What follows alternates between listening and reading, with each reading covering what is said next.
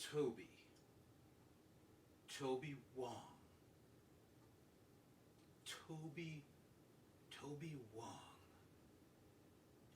Oh, hi, and welcome to another episode of LP and Laundry. If this is your first time joining me, here's how it works. I play one side of an unusual record, talk about it a little bit before, talk a little bit about it during, and over the course of it, I'll fold some laundry. It's not really about the laundry, but I have been told that it is oddly compelling. This week, well, we have been spending a lot of time south of the border lately, haven't we? We had Latin Heat, and we did a couple episodes of the wonderful Joma Ferreira, and down there Brazil way. You know what? I've been taking it pretty easy on you guys with some catchy, peppy, fun, sort of exotica type music. We're going to put your patience to the test this week. We are going to do Songs of the 70s by the Sounds of the 70s Orchestra. Oh, yes. Yeah, it's everything you think it might be. It's arranged and conducted by William Luce, which perhaps that is the description of his adaptations. I don't know. There is a persuasive essay on the back. Let's see what that has to say. There's no question about it. The beginning of the 70s has marked a decided turning point in the sound of music. The biggest hits at the beginning of the decade were meaningful. The lyrics were more poetic than during the years of the hard rock sounds, and the melodies were romantic and beautiful. To many people, this was a refreshing change indeed. This was also the time when popular music became influenced by religious elements, as indicated in this album by I Don't Know How to Love Him from the rock opera Jesus Christ Superstar. It was the time when the romantic ballads were heard again, and Perry Como's It's Impossible was a great favorite.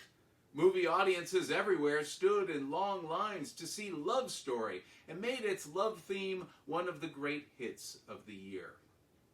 Carole King emerged to become one of the really important influences to contemporary music, both as artist and songwriter.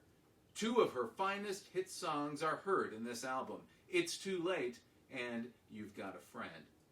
The classical composer whose music became popular at this time was Eric Satie. His Gymnopédie, I don't know, number one included here, has been heard in motion picture background music, television commercials, and adapted by Blood, Sweat, and Tears in one of their popular albums. God forbid you mention the name of the album. There are other beautifully contemporary hits included here, and they're all played by the great orchestra, which we call the Sounds of the 70s, designed to capture the sounds of the early 70s, softly and beautifully. Produced by Ernest K. Dominy, or Dominy, Dominy. Buckle up, buttercups!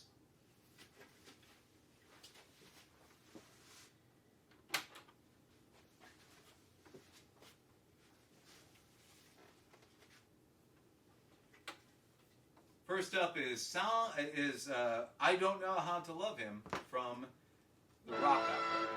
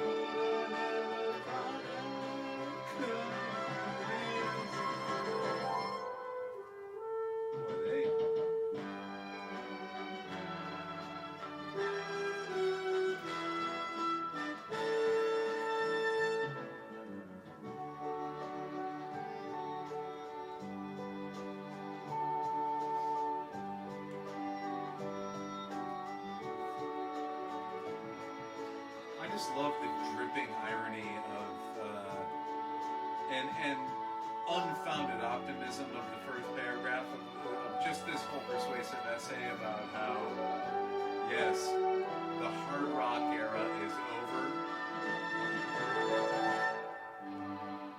We're back to sweet, soft, romantic ballads again, with religious overtones.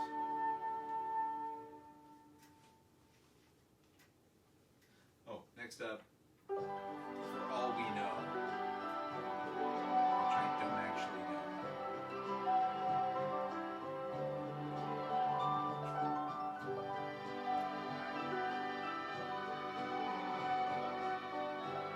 Appropriate, I did a Pippin t-shirt.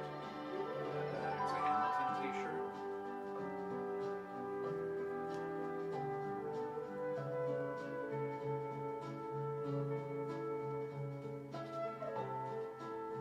I assume this melody is going to be vaguely familiar.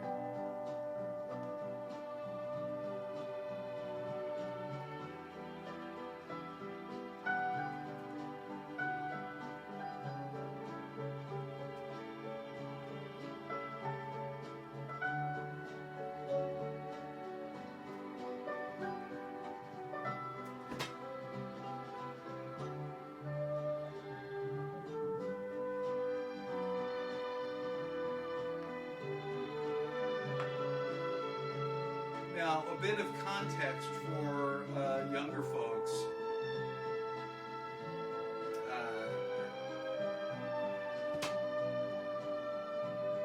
This kind of music, like now, if you're in a grocery store,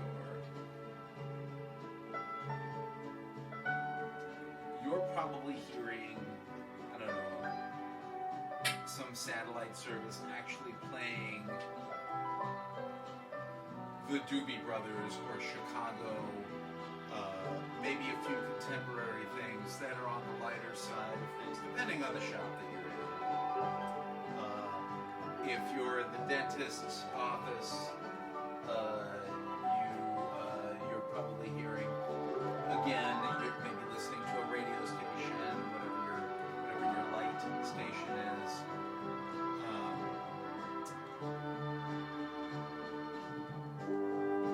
But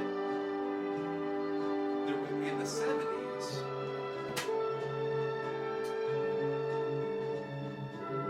this was the kind of music you were hearing.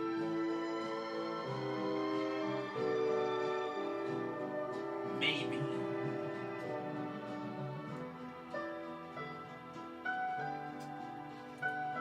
Used to be referred to as elevator music.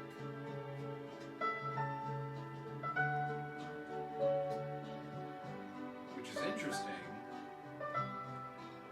Not elevator music isn't, but the phenomenon of it.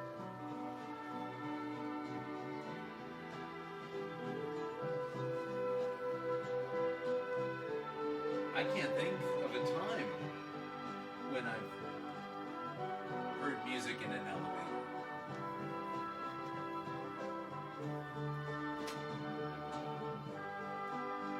Certainly not in my adult life.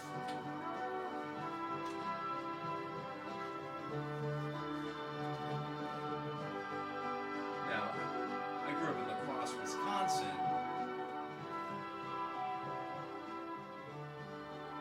We probably had 2 elevators in town at the time I was growing up.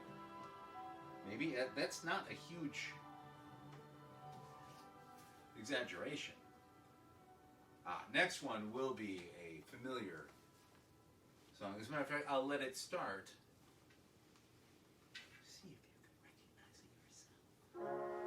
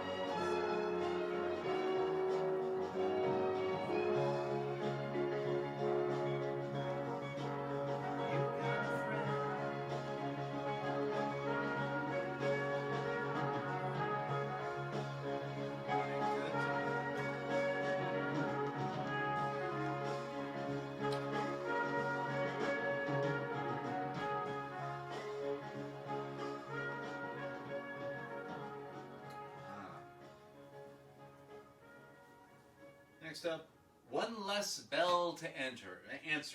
One less bell to answer. I don't know.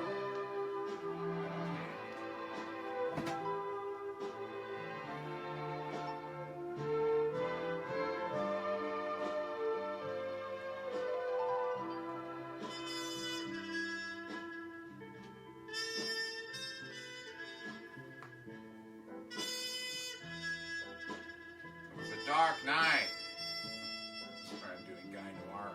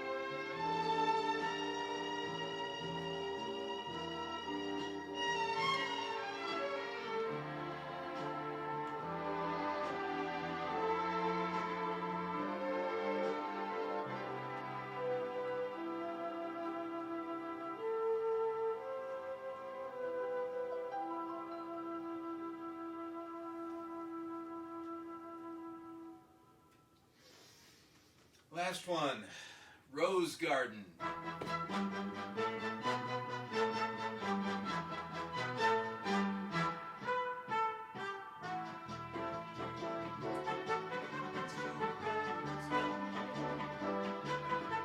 right.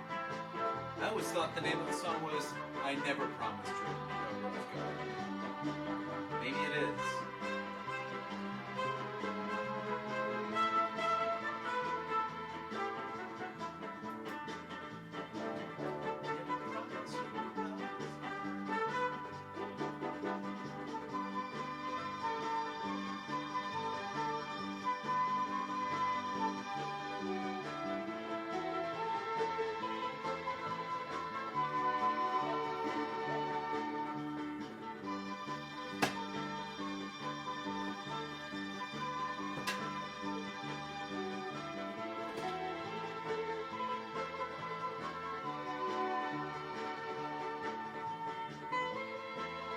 When I was a kid, there were lots of jokes that were basically just plays on lyrics from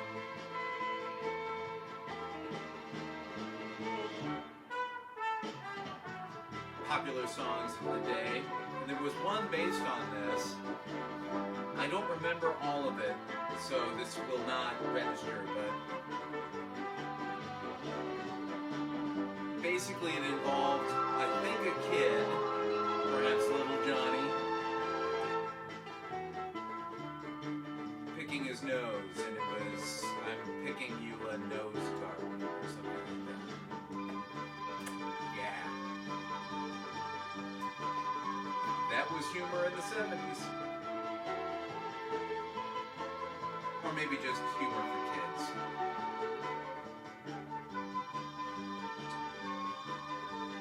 There was another joke where the punchline was, you picked a fine time to leave me, loose wheel.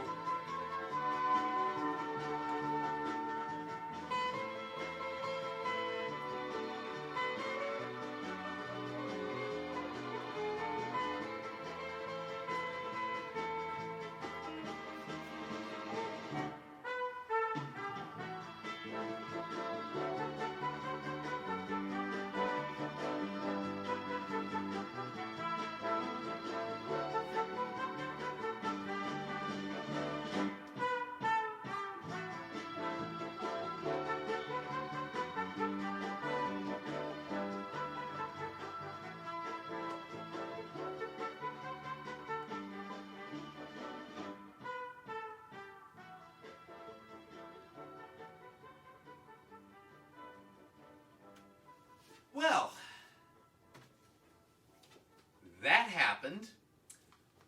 Sounds of the 70s by the Sounds of the 70s Orchestra. What I love is the lady on the album cover doesn't seem that thrilled either, to be perfectly honest.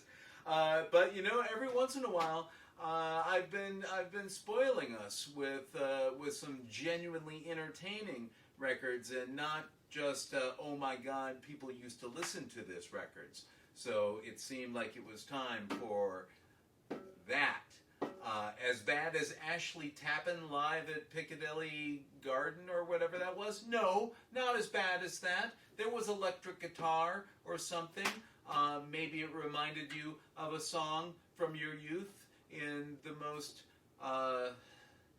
anodyne way. I don't know. Maybe I'm underselling this. Maybe you truly enjoyed it and were annoyed that I was talking over it and being very negative about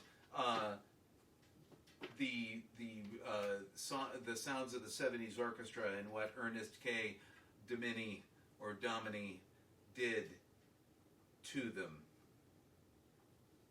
Maybe.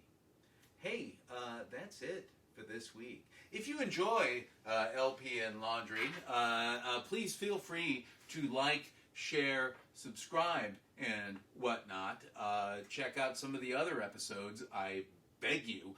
And there's lots of fun stuff, lots of unusual things. Once again, no need to check out the Ashley Tappan episode, but hey, there's some Lenny D stuff and Harmonicat stuff that is fantastic. Go to mattfugate.blogspot.com for a very handy archive. And also, of course, you can like the LP and Laundry Facebook page, which is located at facebook.com/LP Laundry. Because, of course, an ampersand is death for a URL. As always, thank you for joining me. And, hey, take a look at this lady. I am much more excited at the prospect of seeing you next time.